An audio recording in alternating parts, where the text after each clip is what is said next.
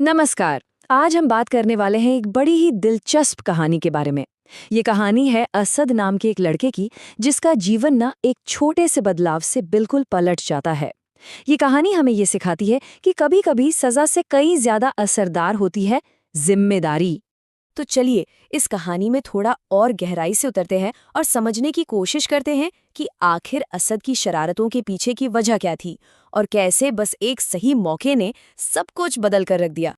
तो कहानी शुरू होती है असद से, एक ऐसा बच्चा जो शायद हम सब ने अपने आसपास कहीं न कहीं देखा होगा। दिमाग से बहुत तेज पर उतना ही ज्यादा शरारती। देखिए, असद की जिंदगी एक तरह से एक दौराहे पर खड़ी थी।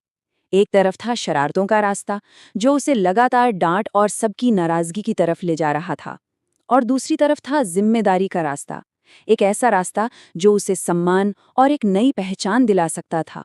और यही तो इस कहानी का दिल है, एक बच्चे का सही रास्ता चुनना।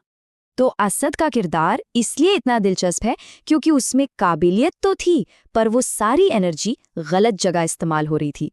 मतलब उसकी समझदारी उसकी शरारतों के पर्दे के पीछे कहीं छिप गई थी।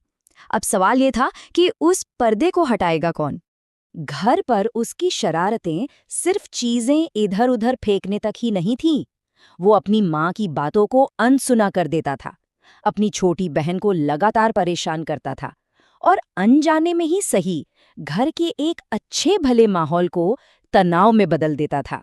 और ये सिलसिला सिर्फ घर पर ही नहीं रुका, स्कूल में भी दूसरों को परेशान करने की ये आदत अब उसकी अपनी पढ़ाई पर भारी पड़ रही थी।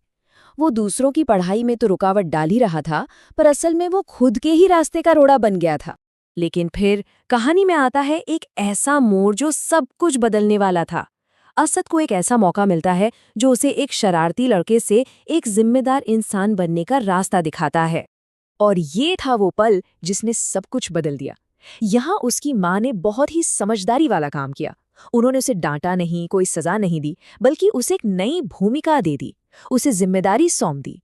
और यही इस कहानी का सबसे बड़ा टर्निंग पॉइंट है। और गौर करने वाली बात यह है कि ये जिम्मेदारियां कितनी सिंपल थीं।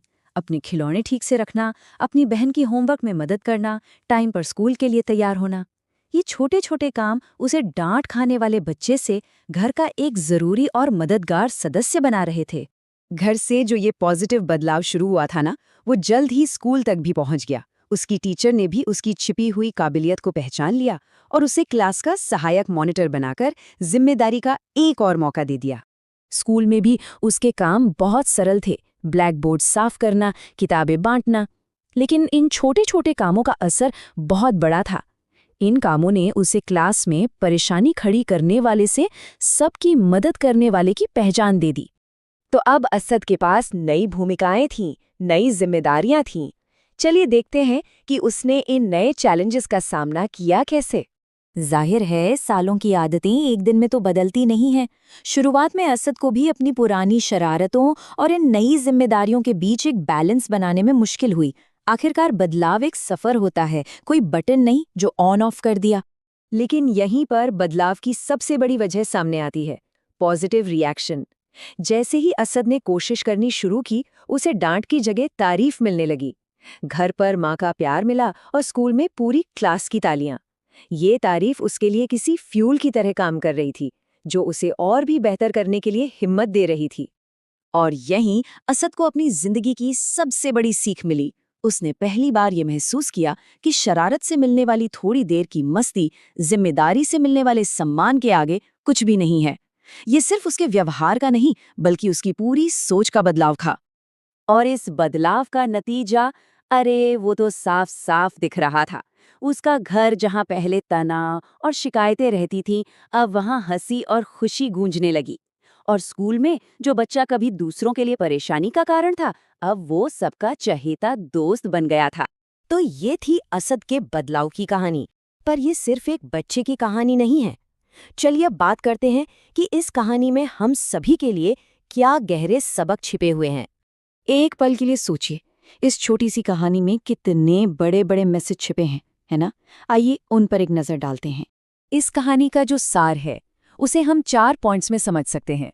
पहला, अच्छा व्यवहार सिर्फ दिखावे के लिए नहीं होता, बल्कि घर और स्कूल दोनों जगह एक खुशनुमा माहौल की नींव होता है। दूसरा, जिम्मेदारी किसी को सिर्फ काम करना नहीं सिखाती, बल्कि उसे समझदार बनाती है।